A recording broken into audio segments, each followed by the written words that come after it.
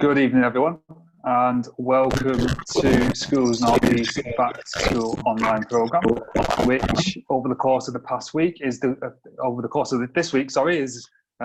11 sessions for a variety of roles, including CEOs and head teacher roundtables and SPM support, teacher-focused webinars, and tonight's Ednorth TeachMeet, hosted by myself, Colin Bancroft, who is the project coordinator for Ednorth. For you guys who are logging in tonight who haven't come across Ednorth before, I'll just give you a little bit of background about what we do and who we are. So we're a programme powered by Schools North East, which aims to inspire change in all of the classrooms across the North East by promoting an educational culture led by informed debate, research, collaboration, and excellence. You can find out more information on our website, which is www.ednorth.uk, as well as information on our partnership with Shine Trust, where we are helping schools to develop context-specific projects aimed at driving out disadvantage. So, for this evening then, as you're all aware, we're on the eve of the new academic year, and although there is still a number of unknown variables at play as we prepare to welcome students back into the classroom, one thing is and has been constant over the past few months, and that's the dedication, drive and determination of teaching staff across the North East to develop the best possible learning for all students affected by the lockdown. Now, we all know this won't change over the next year as things hopefully return to normal, but one thing that will change is that students will be back in the classroom for face-to-face learning. And with that in mind, we've asked some of the region's outstanding practitioners to contribute ideas on how we might help manage this transition back into the school environment. So just before we start the session, I'm just going to run through the housekeeping rules with you. So any technical questions, please send them through the Q&A tab, and Sam and our backroom team will try and help you with any problems that you've got. Any speaker questions, please send through the Q&A tab. Here you can see all the questions from everybody who is a delegate this evening, and you can also like the questions, and the most favoured will go to the top of the list. We will endeavour to get all of the questions answered over on Connected later on after the webinar is finished. Please feel free to use the chat box throughout the webinar, and in here you can say hello and introduce yourself and can share your thoughts and comments. We also have a hashtag, which is hashtag Ednorth TeachMeet, and our handle is @EdnorthUK. So please share your thoughts with us on Twitter too. And you can find more information about other schools Northeast events by following @SNE_events. And finally, if you're on our online community Connected, you can also use this as a platform to discuss and collaborate with each other about this evening's TeachMeet. And if you aren't a member and want further information, then a link will be put into the chat throughout the evening. Okay, so no more preamble and waffle from me. Let's get straight into the action. So the first session that we've got up this evening comes from David Bailey, who is Director of Research and Development at the Bishop Hogarth Catholic Education Trust. And David is going to be giving us a presentation on the 5 do's and don'ts of an evidence-informed recovery. So I'm pretty sure that everyone will agree that that's something which we will need to be looking at as we go into the new year. And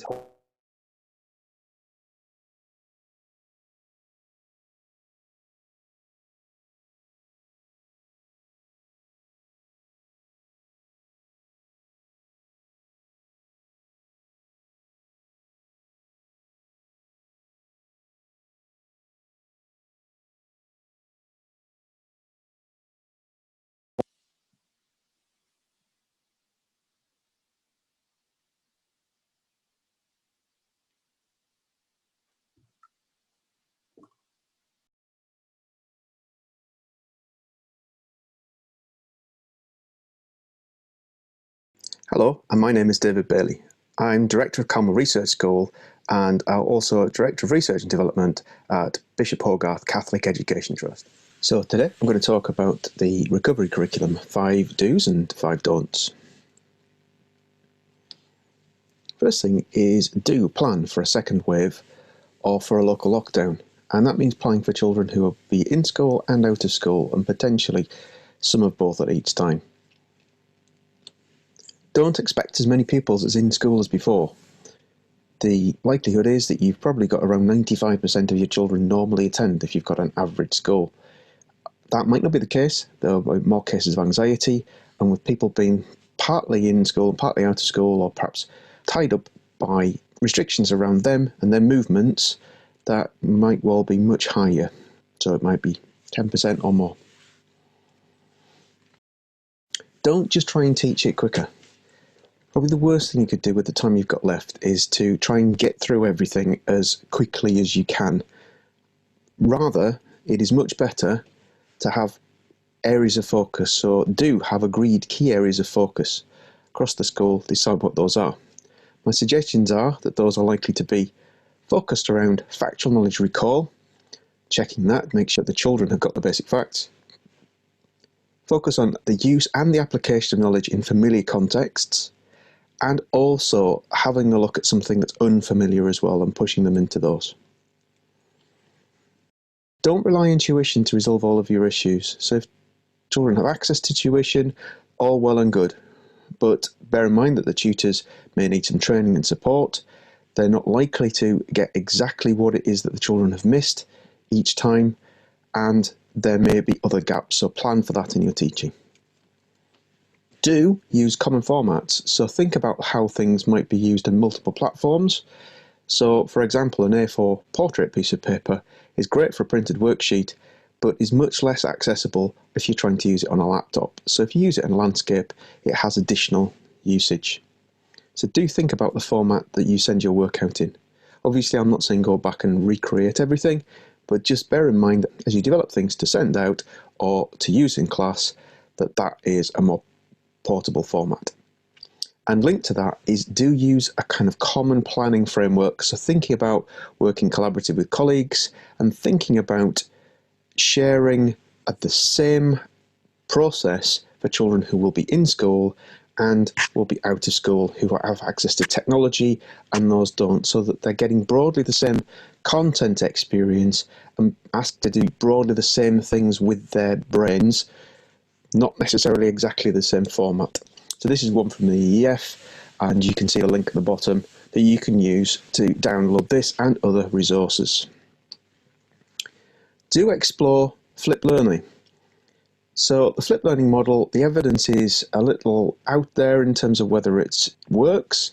As far as we can tell, though, it's unlikely to do any harm. And in case you're not familiar with the flipped learning model, the idea is that children come to school or come to a lesson, maybe in school or otherwise, better prepared. So they have a lot of filling in the background knowledge. So their homework is focused on filling in gaps in knowledge or to kind of get a background before they actually begin, rather than actually giving consolidation homework, which is using the learning they've had in class. Do increase access to suitable technology. So there are lots of children who have access to great technology, but some households have very limited access to the right kind of tech that you need. So think about in your planning, making sure that it's accessible across a range of platforms. What you don't want to have to do is find that children need a phone and a laptop and lots of different things. You want to be able to do whatever it is on whichever device you've got access to.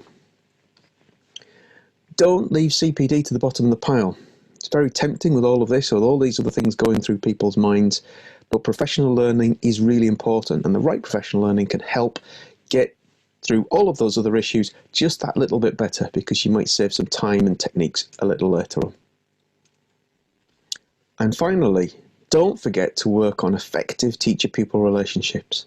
With the pressure on time, everybody might be tempted just to press on and push on regardless. Children have had a very different experience than almost any children that we've had beforehand. So this is a multi-generational, unique experience. Similarly with teachers as well, we're all in unusual circumstances, and it's really important that we acknowledge that.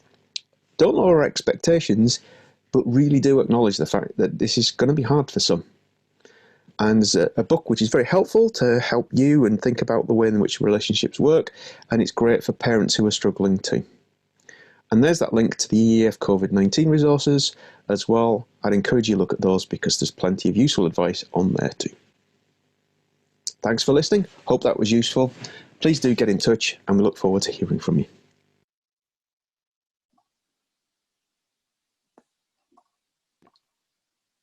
Thank you very much, David, for that. We are just experiencing a couple of technical difficulties there, so we're back with you in the next session as soon as possible. Come with some really good ideas in terms of developing the evidence-informed recovery. I suppose the way to approach this as you go back into school is have a look at what the main issues are. Don't panic and take every day as it comes, and look at each scenario as it unfolds. We did have some excellent information and advice from Sarah Birch on Monday. If you logged into the regional, Sarah, who's the regional standards lead from River TeachMeet, who did an excellent session on supporting behaviour on the return to school. And she was giving us a lot of advice with regards to how to approach children through developing communication links, working with them to look at any bereavement issues. So that video is available as well on Connected.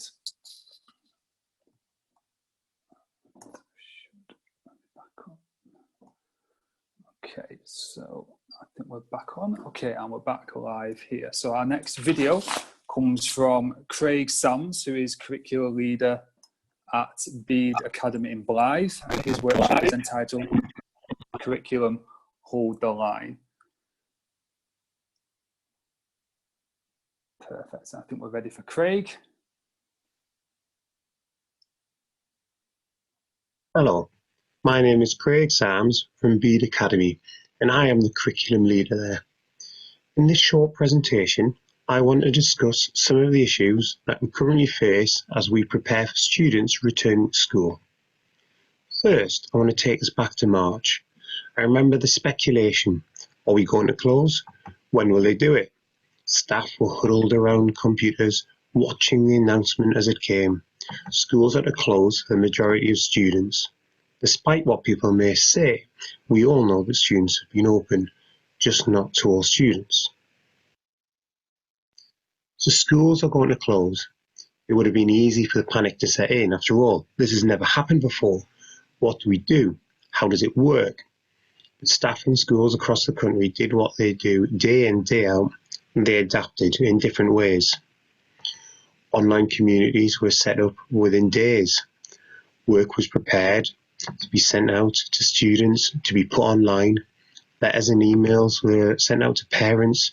Procedures were adapted, all done with a calm professionalism to reassure the communities that we serve that everything was going to be okay.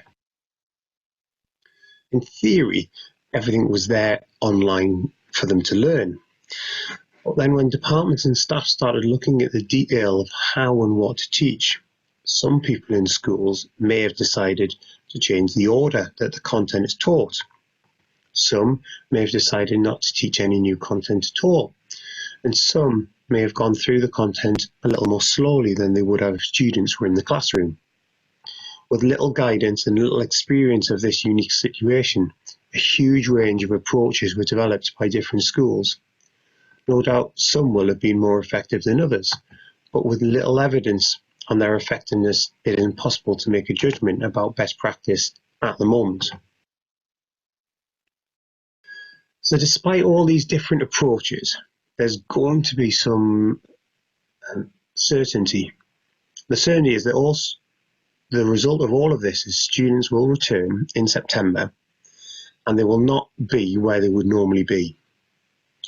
Because along with the differences in the way that the work was presented, we've got to factor in that some students will engage with all of the work, some will have engaged with some of the work, and some will have engaged with none of the work. And there's a variety of different reasons for that. Also, we have to remember that completion of work does not necessarily mean that learning has taken place. But if we consider the curriculum as a racetrack, each student makes progress around that racetrack as they progress through the curriculum. So in a normal school year, we might expect a class to be fairly close together in terms of the progression through the curriculum, as the teacher carefully checks understanding and implements interventions regularly to ensure students do not fall behind. However, this year, we might find students a little more spread out than normal. Some may be behind where we would expect them to be. However, there may be some that are ahead of where we expect them to be due to the experiences that they've had. Also, understanding is a lot harder to check without the students in front of us, and interventions harder to put in place. So how do we deal with this situation when students return in a couple of weeks? So it might be tempting to get all of the students back in, get them to sit a series of formal summative assessments to work out where all the gaps are in their knowledge. Is this the right approach though for students who've not been in lessons for 6 months? How would you feel? Welcome back. Hope you're well. By the way, here's a 2-hour test in silence. Do teachers not already know where the gaps are? Can the rest of the gaps that the teachers not know about already be picked up in lessons? Some staff may want to reteach what was delivered in lockdown. So if it was new, especially if it was new content, but what message does this send to students? Those that chose to do no work may think, oh, it's okay, I did nothing, they're going to cover it again anyway. Those that worked really hard may end up feeling demotivated, asking themselves, why did I work so hard when I wasn't in school? Whilst they sit in class being taught things that they may already know. Much has been made in the press as well of the possibility of some schools narrowing their curriculum and dropping so-called softer subjects to concentrate on core subjects.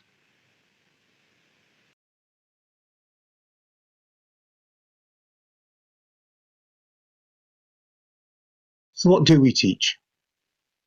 There is no doubt there is limited time. With lockdowns being seen across the country, the teaching time we have this academic year is a bit of an unknown.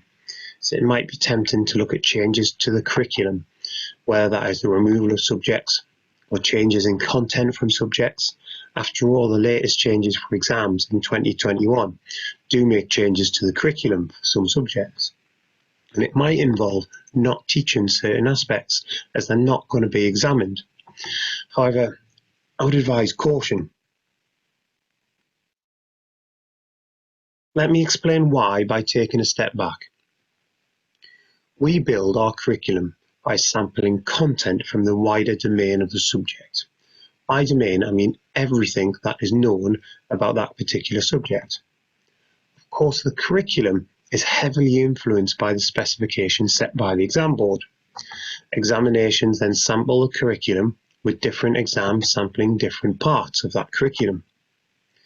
Now, the domain of the subject is huge, and teachers spend a lot of time deciding which parts of the domain are included in the curriculum. Whilst we have an eye on exams, we must not forget that the knowledge has power. It has power to change lives for students. Schools transmit that knowledge that society deems to be powerful and is needed for everyday life. This knowledge helps students to grow into useful citizens of an ever-changing world. So what would it say if we suddenly decided not to give some students some of this knowledge? What impacts could it have?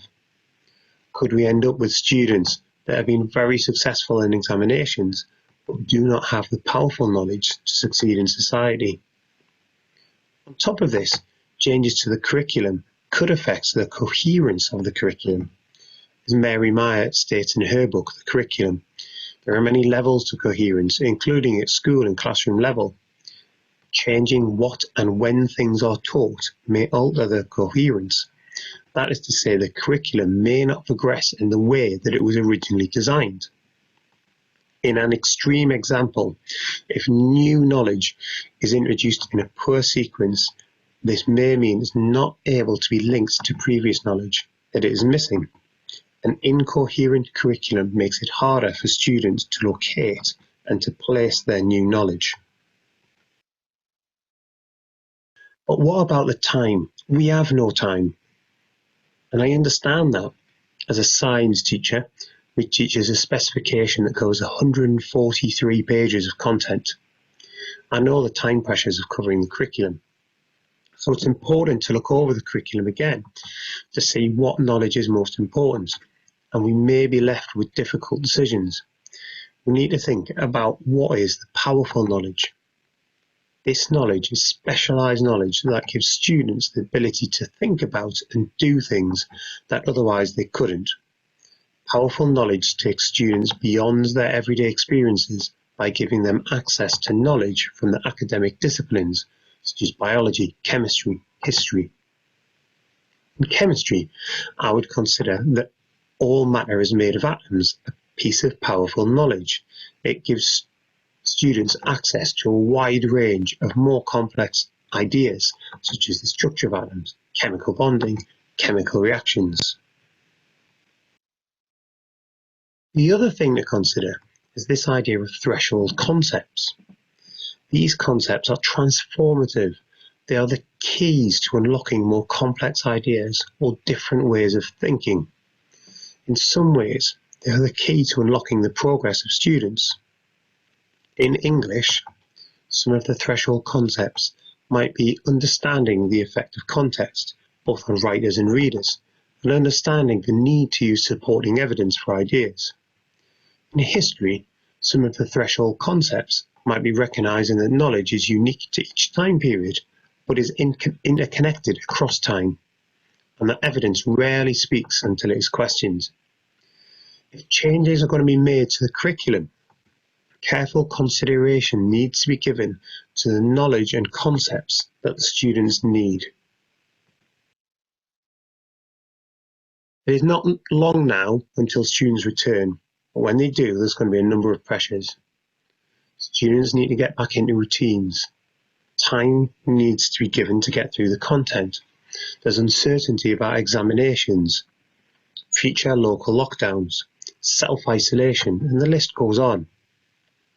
But whatever happens, we must do what is right for each student. We must teach them the knowledge they need to grow. We must teach them the curriculum that they need to thrive.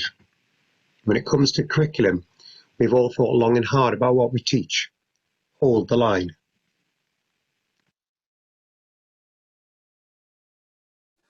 Thanks very much for that, Craig. The next speaker that we've got tonight is Shane Ellsworth, who comes from Bede Academy in Blyth also, and his session is going to be on a responsive, not recovery curriculum.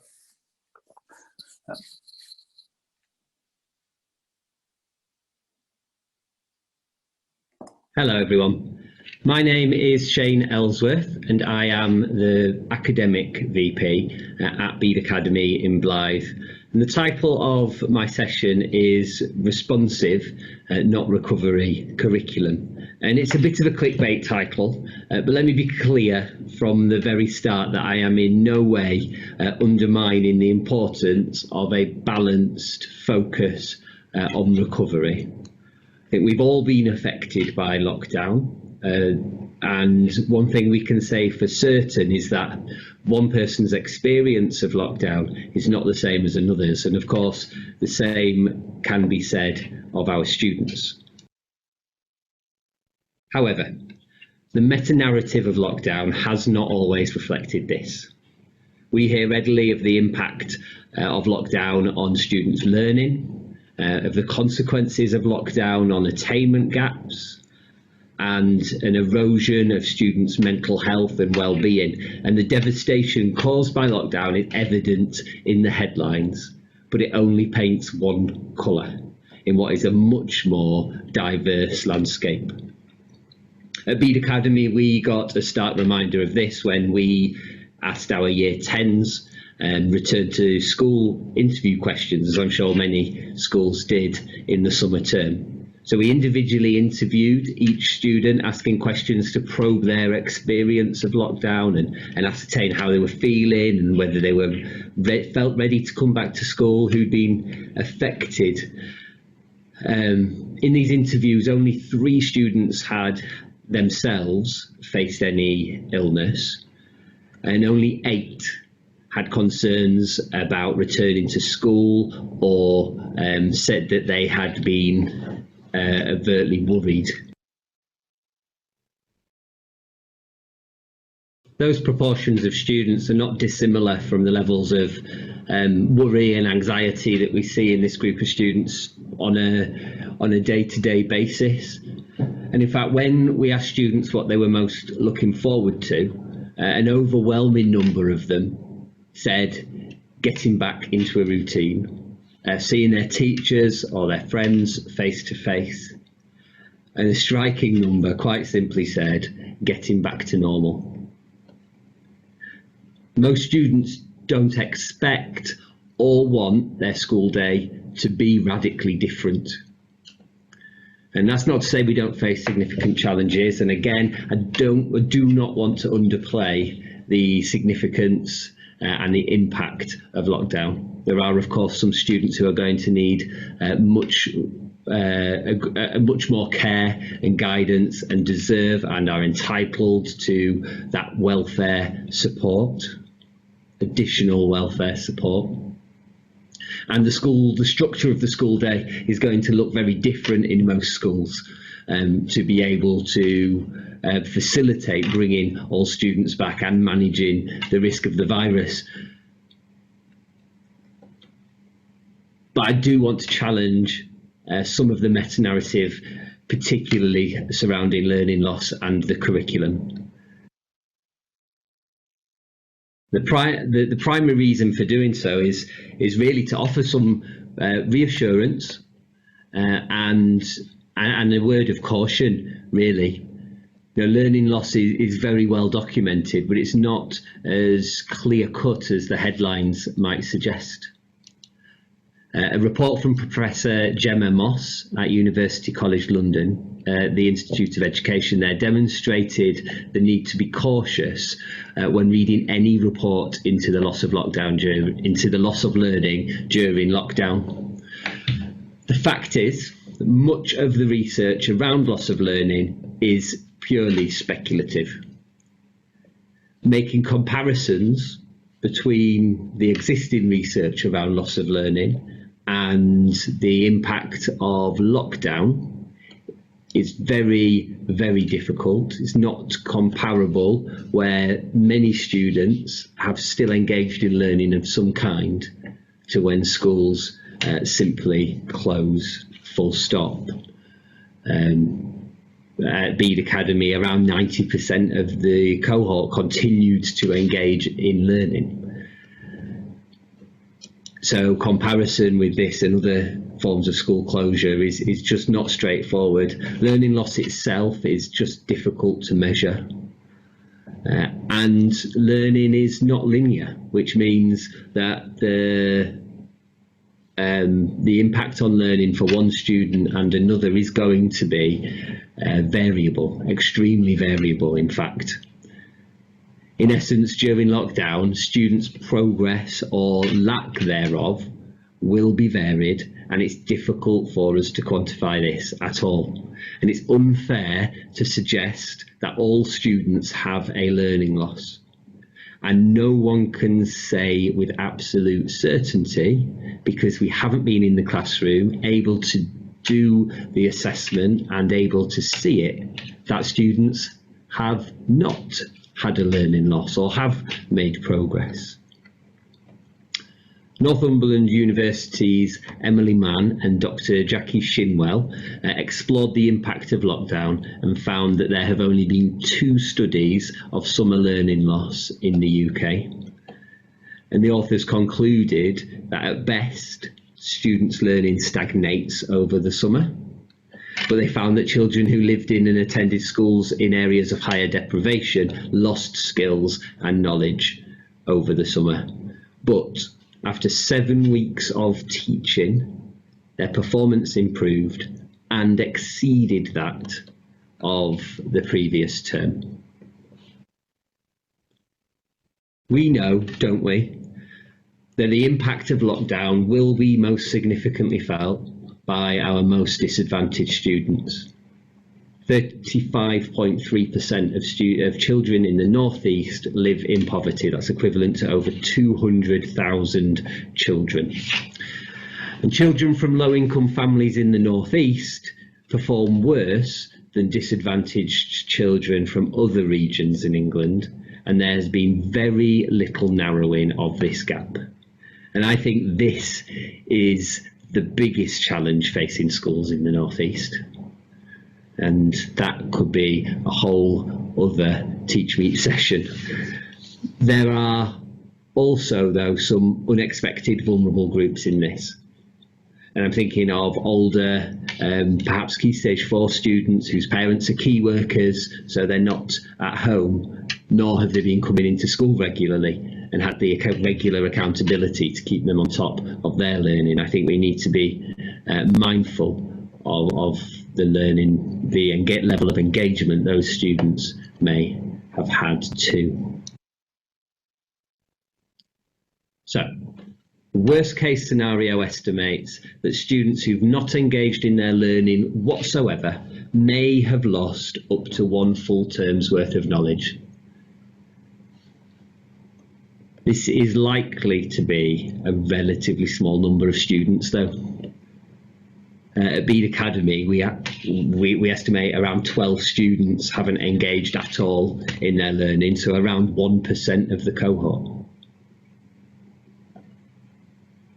So what can we do to ensure that all students are able to at least catch up, if not exceed, where they were prior to lockdown?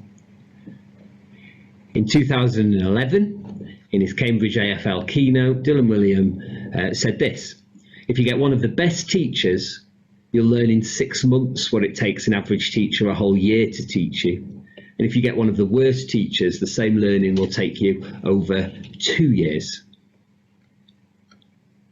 And you'll recall the report from Shinwell and DeFater. They found that after just 7 weeks of teaching, after summer learning loss, students' performance improved and exceeded levels achieved at the end of the previous term. So it seems to me, therefore, that the solution lies not in modified curriculum content or extensive programs of catch-up and intervention strategies. Not underplaying those.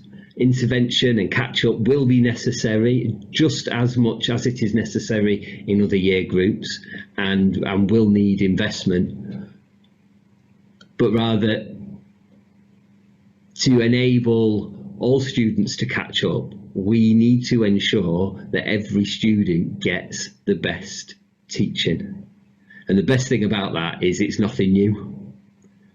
We don't actually need a limited recovery curriculum to overcome a drastic loss of learning, and we don't need to reteach everything that was covered during lockdown, but we do need to compassionately and carefully uncover what students have or have not learnt during lockdown and be responsive to that.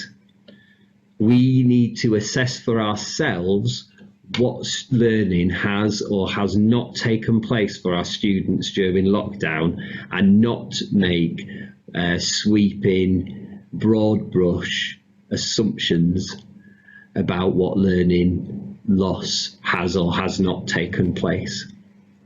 And then it's about us using an evidence-informed best practice to close gaps in attainment, to maximise students' progress. And what better signpost to evidence-informed teaching is there than the Education Endowment Fund? Professor Becky Francis, Chief Executive at the Education Endowment Fund, says this in their COVID-19 guide for schools: "The circumstances created by the COVID-19 pandemic are unique. However, in common with the pupil premium, the way funding is used will determine what difference it makes. An evidence-informed approach gives us the best chance of maximising impact." So then, in the EEF COVID-19 support guide for schools, these are the things they suggest will have the most impact, split into 3 sections. So number 1, teaching and whole school strategies. So that includes supporting great teaching, pupil assessment and feedback, and supporting transition, targeted support, so that's your one-to-one tuition and intervention programs, and then wider strategies as well. In the Pupil Premium Guide, the EEF suggests that around half of the Pupil Premium grant is spent on whole school teaching. And with the addition of the catch-up premium, this could result in a significant investment. Why? Because of what it says there, because good teaching is the most important lever schools have to improve outcomes for disadvantaged students and, in fact, for all students. And as I said before, this has not changed. School leaders and teachers need to be bold in their decisions to prioritise the way the catch-up funding and pupil premium is spent to ensure that it has an impact on the quality of teaching every student receives.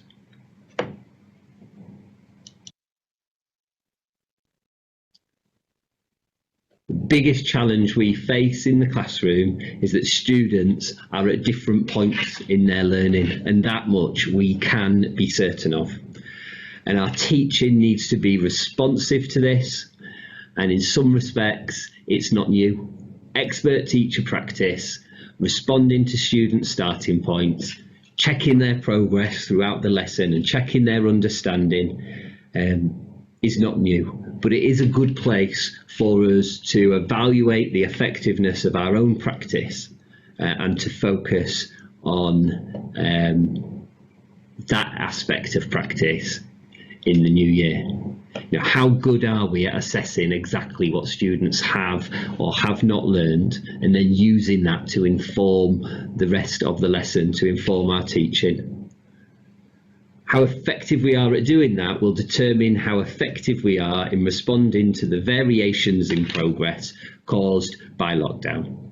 Our teaching needs to be responsive to students' understanding in more nuanced and more effective ways than ever before. Harry Fletcher Wood puts cognitive science and formative assessment at the forefront in his book, and I would highly recommend it.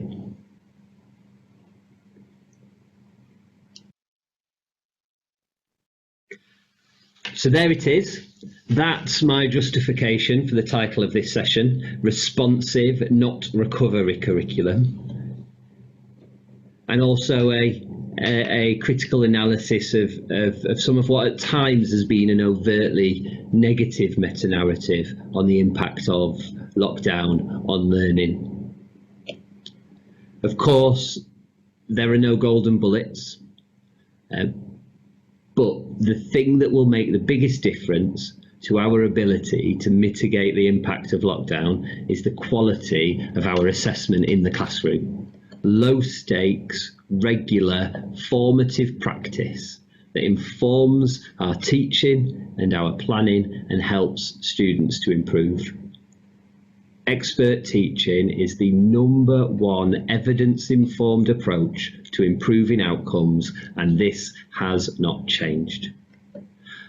We really must steer clear of attempts to try untested intervention strategies or to begin burdensome rounds of summative assessment as students return to school, and focus on what we know works: high quality, responsive teaching.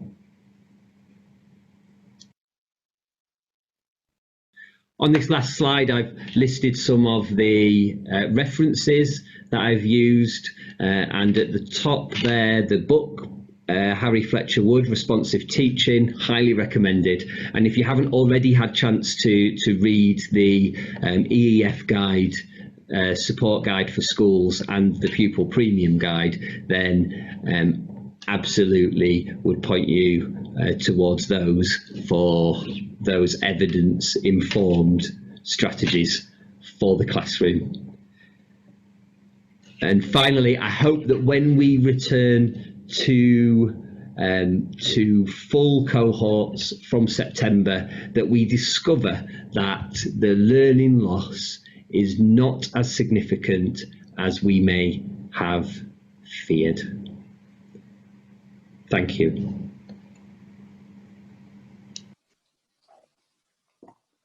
Brilliant. Thank you very much, Shane. Shane from Bede Academy there. As with all these videos, Shane's, Craig's, David's, Claire's and Rosanna's workshops will be all on Connected for you to have a look at during your leisure. Our next speaker is Claire Sutherland. She's a Deputy Head Teacher at Our Lady of the Rosary, and her session is the Recovery Curriculum Supporting a Safe, Happy and Successful Return to School. Hi, I'm Claire Sutherland, Deputy Head from Our Lady of the Rosary Primary School, Peterlee, which is part of the Bishop Chadwick Catholic Education Trust. And today I will be discussing how we will be implementing a recovery curriculum which will support a safe, happy and successful return to school. As part of our recovery curriculum, we recognise the need to make the physical, mental and emotional well-being of our children an absolute priority.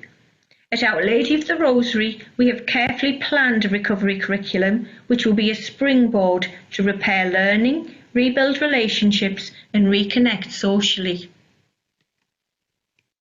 We will offer many opportunities to develop resilience, to make links between curriculum areas and to learn in memorable ways both in and out of the classroom. Learning as a shift of knowledge from short-term to long-term memory is prioritised in the way in which our curriculum is implemented. Gospel values and our mission statement, Christ at the centre, children at the heart, are at the core of everything we teach. Therefore, we need to put our children's well-being at the centre of our recovery curriculum. It's important to recognise that for some children, going back to school will be a welcome return. However, for many, this will be a time of anxiety. The SWAN framework offers a simple overview of the cultural approaches that are going to be helpful for a happy, safe and successful return to school. At a very basic level, all children need to feel safe. So we'll make sure everyone's clear about expectations of all parties involved. We'll communicate fully with families before school reopens to reassure them it will be safe. Children need to feel welcome. We need to ensure we follow the rules while also creating a warm environment. We'll show the children we're happy they're back and make our families feel welcome by strengthening our relationships with them. Altogether, we will work together as a team to provide a framework of nurture and support. Nurtured. There will be a temptation to make up for lost time, to jump back into the curriculum. We need to play the long game, to build up our fragile children, families and staff, and create an environment where they can thrive in the long term. In order to achieve this for our children, we aim to fully integrate our pupils back into school life using the following 5 levers of recovery: relationships, community, transparent curriculum, metacognition and space. This is a systematic, relationships-based approach underpinning the child or young person's readiness to learn.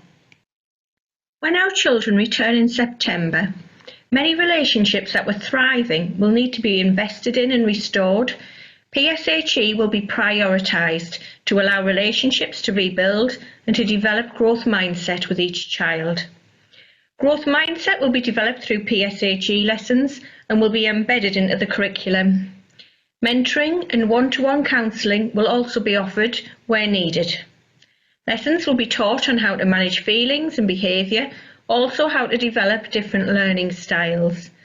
Teachers will share books that promote mental health and well-being to address issues we may have when the children return. This will support teachers to tackle emotional literacy. Our school is at the heart of the community and everyone has worked tirelessly together throughout COVID-19, providing support for each other. From September, we'll use Teams as a teaching tool with pupils to ensure if anything like this does happen again, then as a school we are prepared. Teaching via Microsoft Teams will start immediately in the event of a local lockdown or in any instances where children don't return to school at the start of September. We will listen to our community and understand what their needs are and engage with them in transitioning of learning back into school. The well-being of our families is central to our ethos and overall the centre of all decision-making. Children will be different upon returning to school, and staff must be alert to the needs of pupils, being mindful that changes in behaviour are a form of communication. In July, all the staff discussed pupils transitioning into their class with previous teachers through pupil progress and transition meetings. As part of these meetings, staff were made aware of how much contact there's been and whether there are any alerts to well-being they needed to be aware of. Communication with families of the most vulnerable pupils is very important and has continued throughout the holidays. Pupils with SEND are statistically more likely to have mental health issues, and so we've prepared return to school packs for those pupils with visuals, timetables, and where needed tours of the school to familiarise pupils with how the school will look in September. As we plan for a new academic year, our planning will be unlike anything we've experienced before. We are mindful that some children will have experienced no time in school since March 2020.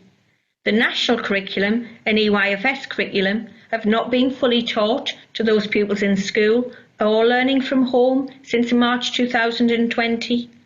And while some pupils will have engaged fully with home learning, many will not. As a result, gaps in understanding between pupils, especially our most vulnerable, may have increased.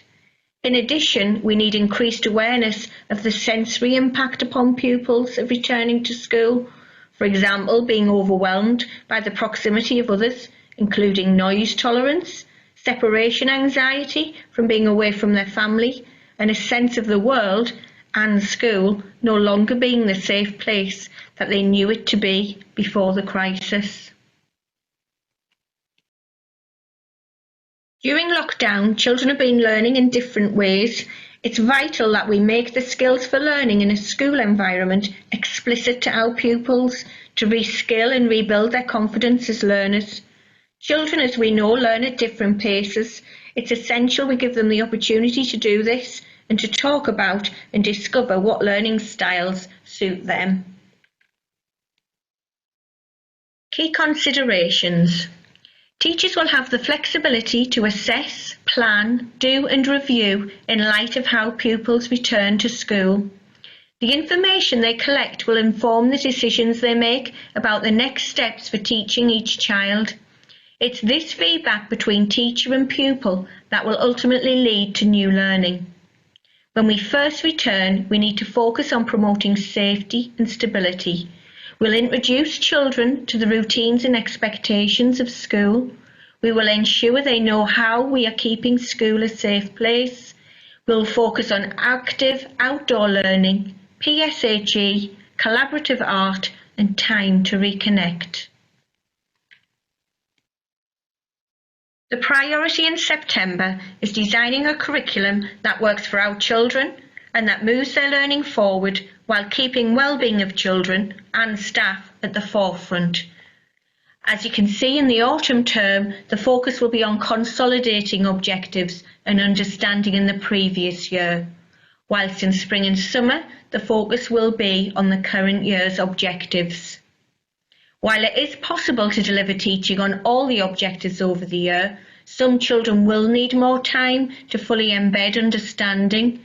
Therefore, it is realistic to assume that recovery for some will need to continue into 2021 to 2022, with teachers ensuring children have enough time to practice and apply the skills they have been taught.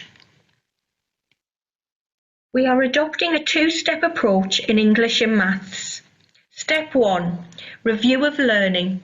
The new class teacher has met with the previous year's class teacher to review which elements of the English curriculum were taught in depth in autumn and spring and which had a lighter touch. We then used a traffic light system on our school's assessment sheets. Step 2 is to make links between the previous and current year group objectives. In this writing long-term plan, for example, the links between Year 4 and Year 5 and areas needing to be targeted are very clear. The teacher at the beginning of Year 5 will need to spend time embedding and building upon those Year 4 skills and teaching any areas not covered in Year 4.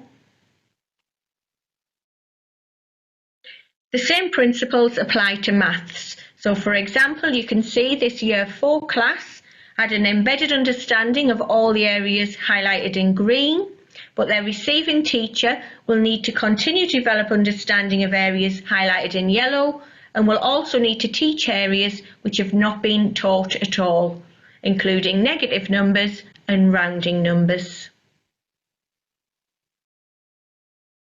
The final leaves space. By planning carefully how we reconfigure our learning spaces during the gradual return to school, we can help children begin their recovery journey.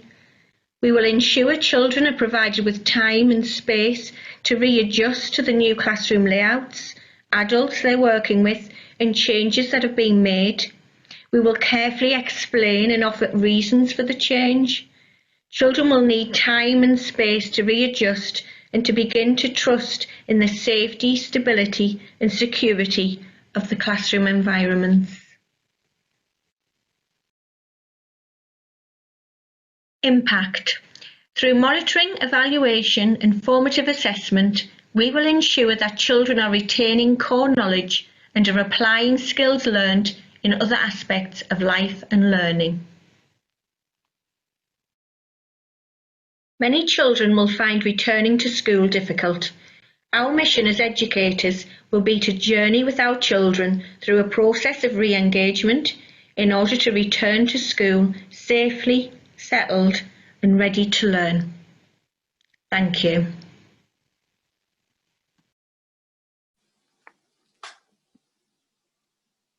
Thanks so much, Claire. That was really, really informative.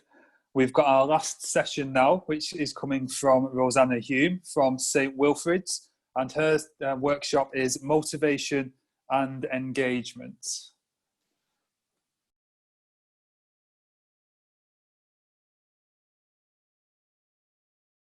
Hi, I'm Rosanna Hume. I work at St Wilfrid's School in South Shields, and today I'm going to be talking about motivation and engagement with a particular view to returning to school in September. I'm going to look at it through sort of 4 key ideas that I think will help with motivation and engagement. So building success, focusing on routines, identifying clear goals, and encouraging norms and celebrating good habits. A lot of the ideas that I got for this short presentation were from the Ambition Institute summer series, Motivating Pupils When Schools Reopen, the Research Ed Durrington talk, and the Chartered College Impact Magazine article by Adam Boxer. So if anyone's looking for some further reading, then those would be fab places to go. So my first sort of idea to do with motivation and engagement is building success. So in Adam Boxer's article in the Chartered College magazine, he said one of the most powerful ways to ensure students become motivated in their subject is through improving their competence in that subject.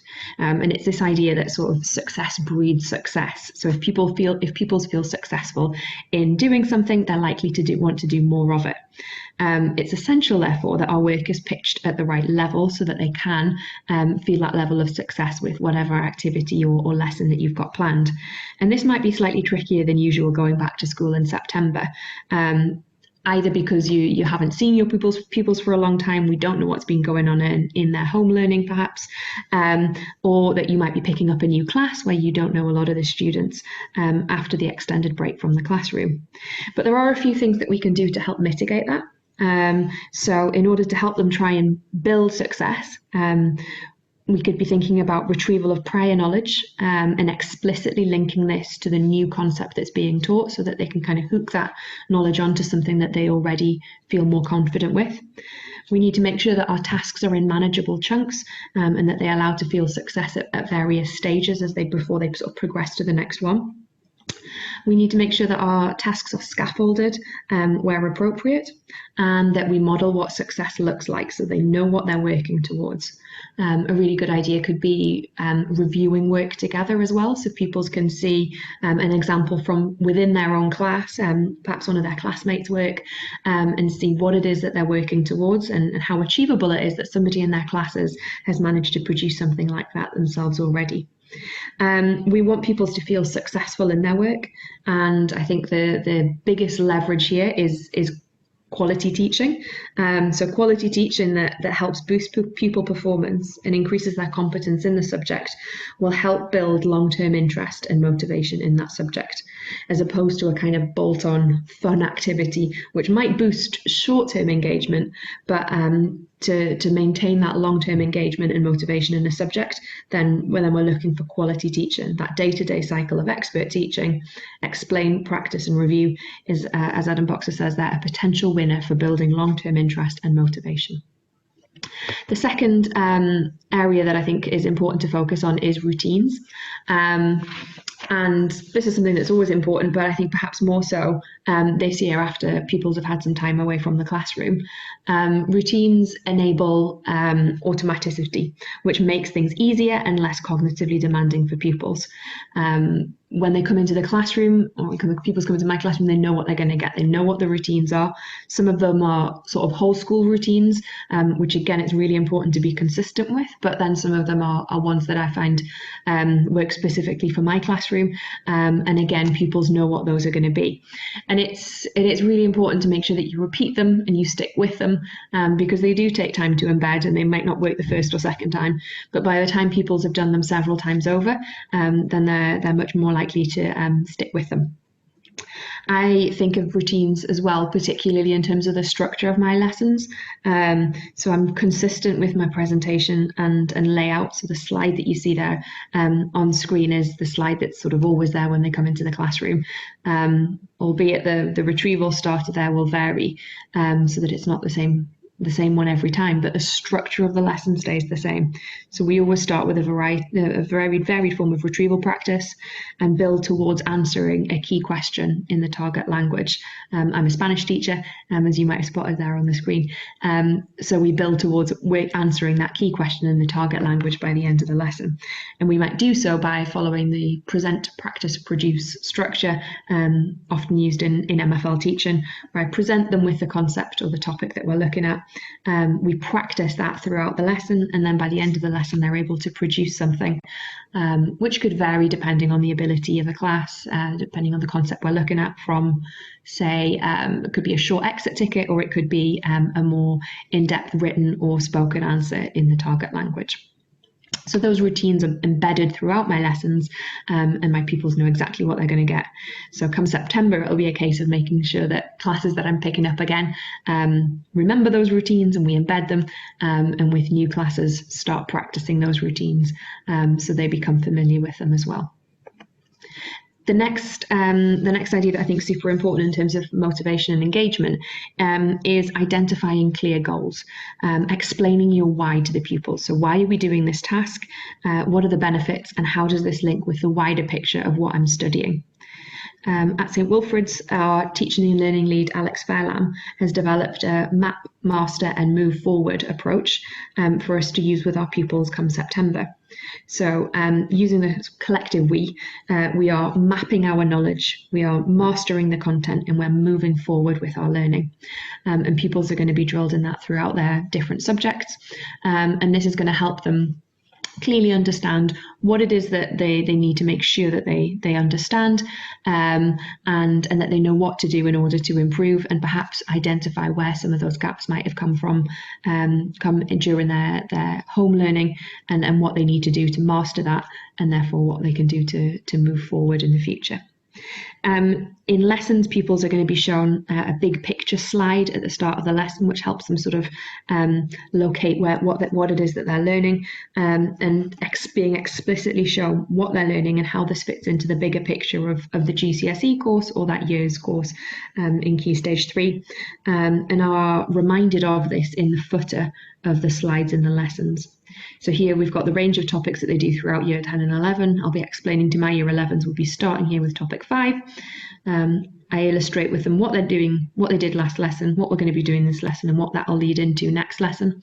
Again, linking that to the topic, and then they see that throughout their lesson here in the bottom footer of the slide. They also have a PLC per topic, as you can see here, and that gives them some more independence over their learning. It shows them the key questions that we're working towards and directs them to the sentence builder, which is a bit like a knowledge organizer for MFL, which will help them with their independent learning. If there's an area that they're not feeling particularly strong with, then they can go back, they can use their sentence builder to help them improve with that particular sub area of the topic that we're looking at. So pupils are super clear with what their learning journey is and know what they need to do in order to be successful in that subject, which again is hopefully going to help boost their motivation and engagement going forward. My final area that I'm concerning myself with in terms of motivation and engagement is encouraging norms and celebrating good habits. Both of these came from the Ambition Institute webinar with Peps McRae and Caroline Spalding, as well as Harry Fletcher Wood's talk. There was the idea of sort of using peer culture to boost motivation. So the idea that if everyone else is doing it, everyone else is doing their work, if everyone else is getting involved with the additional homework tasks or something like that, then it might encourage others to jump on board and get involved as well. We really want to highlight and amplify the desirable behaviours as opposed to dwelling on what hasn't been done or what should have been done. And I think this is really important in terms of sort of carefully selecting the language that you're going to use with the pupils. So I use this a lot in virtual teaching. As you can see that I've copied and pasted a little message from my Google Classroom stream. And yeah, thinking carefully about the language that you use. So for example, I might say, great to see so many of you have completed the quiz from last lesson. And that's the idea of sort of creating group mentality, you know, in being involved in the group who've completed the quiz, to try and chivvy some of them along to stay motivated and engaged. And I might say something like, more of you than ever have been submitting your written answers, and that emphasises change. So perhaps for those pupils who haven't yet got involved in submitting their written answers, they can see that this is something that people are starting to do, that people are getting involved with as part, and then they want to be part of the change and join the group. And start getting involved with that work themselves as well. I also think it's important to use examples of good work, not just as a sort of responsive teaching tool, but also as a way to kind of model what success looks like, what a good answer looks like, and also to celebrate the good work of certain pupils. So I've also sort of share work publicly for them.